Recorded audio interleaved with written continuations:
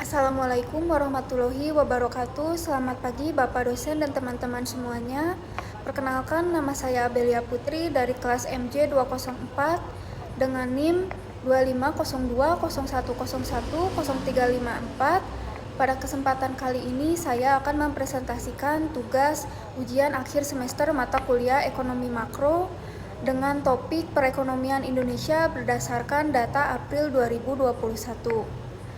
Khususnya mengenai kondisi PDB, nilai tukar rupiah, inflasi, pihak-pihak yang terlibat dalam kebijakan ekonomi, serta kondisi perekonomian Indonesia pada pandemi COVID-19.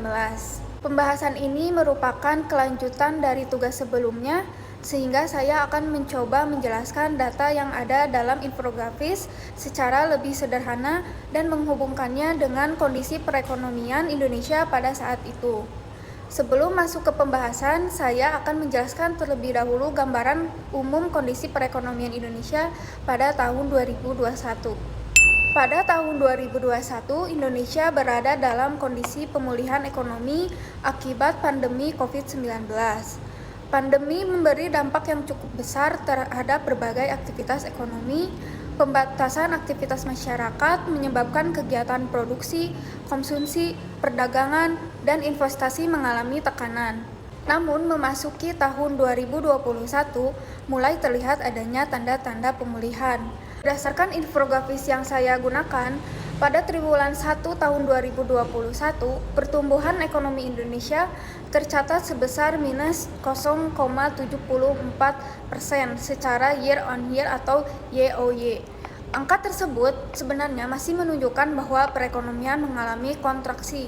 Tetapi jika dibandingkan dengan triwulan 4 tahun 2020 yang mencapai minus 2,07%, maka kondisi tersebut menunjukkan adanya perbaikan. Jadi dapat dikatakan bahwa meskipun Indonesia masih mengalami pertumbuhan negatif, kontraksinya sudah mulai mengecil. Perbaikan tersebut didorong oleh meningkatnya aktivitas ekonomi dan adanya berbagai stimulus atau kebijakan pemerintah untuk membantu proses pemulihan ekonomi. Menurut saya, angka ini penting karena menunjukkan bahwa perekonomian Indonesia mulai bergerak ke arah pemulihan setelah mengalami tekanan yang cukup berat pada tahun 2020. Selanjutnya, saya akan membahas mengenai produk domestik bruto atau PDB. PDB secara sederhana dapat digunakan untuk melihat nilai barang dan jasa yang dihasilkan oleh suatu negara dalam periode tertentu. Dalam data yang terdapat pada infografis, pertumbuhan PDB Indonesia pada triwulan 1 tahun 2021 adalah minus 0,74% secara YoY. Sedangkan pada triwulan 4 tahun 2020, pertumbuhannya berada pada angka minus 2,07%.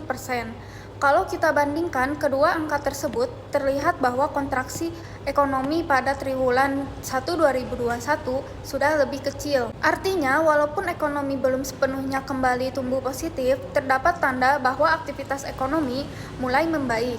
Salah satu penyebabnya adalah meningkatnya aktivitas ekonomi dan adanya berbagai stimulus kebijakan pemerintah. Jadi, dari sisi PDB, kondisi Indonesia pada awal tahun 2021 dapat dikatakan berada dalam fase pemulihan, tetapi masih belum sepenuhnya pulih dari dampak pandemi. Menurut saya, angka minus 0,74% tidak bisa langsung diartikan bahwa kondisi ekonomi Indonesia sangat buruk, karena kita juga perlu melihat perbandingannya dengan periode sebelumnya. Jika sebelumnya minus 2,07%, kemudian membaik menjadi minus 0,74%, berarti terdapat proses pemulihan yang sedang berlangsung. Selanjutnya adalah nilai tukar atau kurs rupiah. Berdasarkan infografis pada 9 April tahun 2021, nilai tukar rupiah berada sekitar 14.530 dolar Amerika Serikat. Pada periode tersebut, rupiah mengalami penguatan dibandingkan periode sebelumnya. Penguatan nilai tukar dapat menunjukkan adanya peningkatan kepercayaan investor terhadap perekonomian Indonesia dan dapat membantu menjaga stabilitas ekonomi nasional. Lalu, mengapa nilai tukar penting bagi perekonomian? karena Indonesia melakukan kegiatan perdagangan internasional dan juga menggunakan barang, bahan baku maupun komponen tertentu yang berasal dari luar negeri. Ketika rupiah menguat, nilai barang atau bahkan baku yang dibeli dari luar negeri secara relatif menjadi lebih murah dalam rupiah. Hal tersebut dapat membantu perusahaan yang membutuhkan bahan baku impor. Misalnya, suatu perusahaan di Indonesia membutuhkan bahan baku dari luar negeri. Jika nilai rupiah lebih kuat, biaya yang harus dikeluarkan dalam rupiah untuk membeli bahan baku tersebut dapat menjadi lebih ringan. Dengan begitu, perusahaan memiliki peluang untuk mempertahankan kegiatan produksinya. Sekarang saya akan menjelaskan bagaimana penguatan atau pelemahan nilai kurs dapat mempengaruhi PDB. Untuk penguatan rupiah, salah satu dampaknya adalah biaya impor bahan baku menjadi lebih murah. Jika perusahaan memperoleh bahan baku dengan biaya yang lebih rendah, aktivitas produksi dapat lebih mudah dipertahankan atau ditingkatkan. Kemudian, meningkatnya kepercayaan investor juga dapat mendukung kegiatan ekonomi. Ketika produksi meningkat, maka kegiatan ekonomi menjadi lebih aktif dan pada akhirnya dapat memberikan dorongan terhadap pertumbuhan PDB. Jadi, secara sederhana, hubungan yang dapat kita lihat adalah rupiah menguat, biaya impor tertentu lebih murah, produksi terdorong, aktivitas ekonomi meningkat, dan PDB berpotensi meningkat juga. Sementara itu, jika rupiah mengalami pelemahan, biaya barang atau bahan baku yang berasal dari luar negeri dapat menjadi lebih mahal. Hal tersebut dapat meningkatkan biaya produksi perusahaan yang bergantung pada bahan impor. Jika biaya produksi meningkat, perusahaan bisa menghadapi tekanan untuk mempertahankan produksinya. Akibatnya, aktivitas ekonomi dapat ikut terpengaruh. Namun, dampak kurs terhadap PDB tidak selalu sederhana, karena bergantung pada kondisi sektor ekonomi, struktur impor dan ekspor, serta kebijakan yang diterapkan. Jadi, nilai tukar merupakan salah satu faktor yang dapat mempengaruhi perekonomian, tetapi bukan satu-satunya faktor. Selanjutnya, kita masuk ke pembahasan mengenai inflasi. Berdasarkan infografis, inflasi IHK atau Indeks Harga Konsumen pada April 2021 tercatat sebesar 0,13% secara month-to-month atau MTM. Sedangkan inflasi inti tercatat sebesar 0,14% secara MTM. Angka tersebut menunjukkan bahwa inflasi pada periode tersebut masih berada dalam kondisi rendah dan terkendali. Kondisi inflasi yang rendah dan terkendali dapat membantu menjaga daya beli masyarakat. Daya beli masyarakat sangat penting karena konsumsi rumah tangga merupakan salah satu bagian penting dalam aktivitas perekonomian. Ketika harga-harga relatif terkendali, masyarakat lebih mampu mempertahankan konsumsinya. Kemudian, konsumsi masyarakat dapat mendorong kegiatan produksi. Dengan demikian, inflasi yang rendah dan terkendali dapat mendukung proses pemulihan ekonomi. Jadi, inflasi tidak selalu berarti sesuatu yang buruk. Yang menjadi masalah adalah ketika inflasi terlalu tinggi dan tidak terkendali karena dapat mengurangi daya beli masyarakat.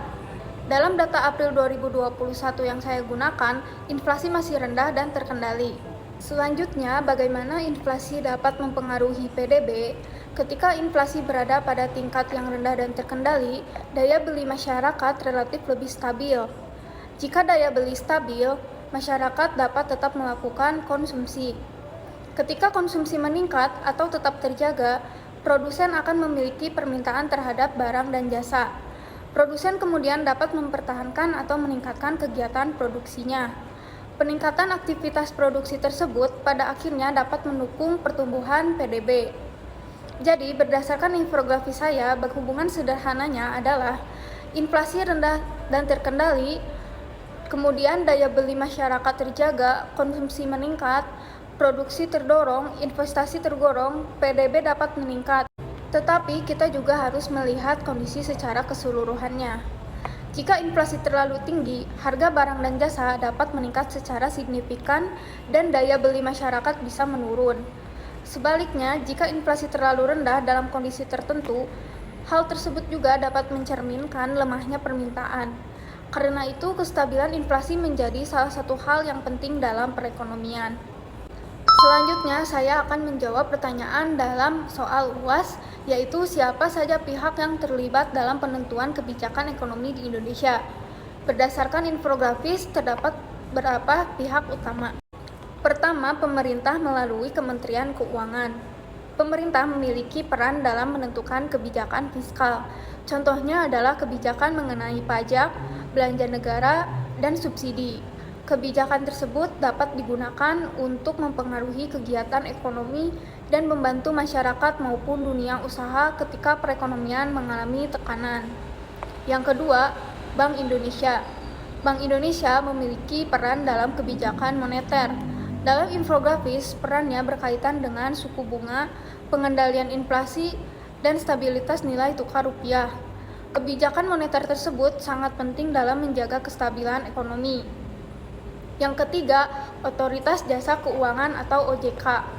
OJK berperan dalam melakukan pengawasan terhadap sektor perbankan dan lembaga keuangan. Pengawasan ini penting karena sistem keuangan dapat berjalan dengan baik dan stabil. Keempat, pelaku usaha dan masyarakat. Masyarakat dan pelaku usaha juga memiliki peranan penting melalui kegiatan produksi, konsumsi, investasi, dan perdagangan. Jadi, kebijakan ekonomi bukan hanya menjadi tanggung jawab satu lembaga saja. Pemerintah, Bank Indonesia, OJK, pelaku usaha, dan masyarakat memiliki peranan masing-masing dan saling berkaitan dalam perekonomian. Baik, sekarang saya memasuki pertanyaan ketiga, yaitu bagaimana kondisi perekonomian makro Indonesia pada tahun 2021 di tengah pandemi COVID-19. Menurut data dalam infografis, kondisi perekonomian Indonesia pada tahun 2021 masih menghadapi dampak pandemi. Namun, beberapa indikator menunjukkan adanya perbaikan. Pertama, pertumbuhan ekonomi mulai membaik. Hal ini dapat kita lihat dari pertumbuhan PDB yang mengalami kontraksi sebesar minus 0,74% triwulan 1 2021. Tetapi angka tersebut lebih baik dibandingkan minus 2,07% pada triwulan 4 2020. Kedua, inflasi masih rendah dan terkendali. Inflasi IHK April 2021 tercatat sebesar 0,13% secara MTM. Ketiga, nilai tukar rupiah relatif stabil.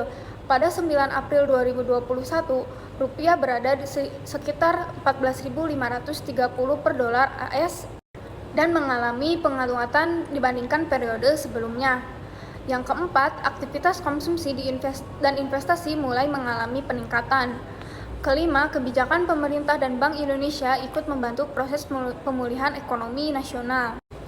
Jadi, kalau saya sederhanakan, kondisi ekonomi Indonesia pada tahun 2021 bisa digambarkan sebagai masih terdampak pandemi tetapi mulai menuju pemulihan. Nah, jadi menurut pandangan saya, kondisi ekonomi Indonesia pada April 2021 menunjukkan bahwa pemulihan ekonomi membutuhkan waktu dan tidak dapat terjadi secara langsung. Pandemi COVID-19 memberikan dampak yang luas terhadap kegiatan ekonomi. Namun, dari data yang saya pelajari, terdapat beberapa tanda positif. Pertumbuhan ekonomi memang masih negatif, tetapi kontraksinya sudah berkurang. Inflasi juga masih rendah dan terkendali. Nilai tukar rupiah relatif stabil dan bahkan mengalami penguatan pada periode yang ditampilkan dalam infografis. Selain itu, aktivitas konsumsi dan investasi mulai bergerak kembali. Menurut saya, hal tersebut menunjukkan bahwa kebijakan pemerintah dan Bank Indonesia memiliki peranan penting dalam menjaga stabilitas ekonomi dan mendorong pemulihan. Tetapi di sisi lain, pemerintah juga tetap perlu memperhatikan kondisi masyarakat dan dunia usaha, karena pemulihan ekonomi tidak hanya dilihat dari angka PDB. Masyarakat juga perlu mendapatkan kesempatan untuk kembali melakukan aktivitas ekonomi, mendapatkan penghasilan dan memenuhi kebutuhan hidupnya. Jadi menurut saya, keberhasilan pemulihan ekonomi harus dilihat dari bagaimana stabilitas ekonomi dapat berjalan bersamaan dengan peningkatan aktivitas ekonomi dan kesejahteraan masyarakat. Sebagai kesimpulan, terdapat 3 indikator utama yang dapat kita lihat dari infografis ini. Pertama, pertumbuhan PDB triwulan 1 2021 sebesar minus 0,74% yang menunjukkan bahwa ekonomi masih mengalami kontraksi.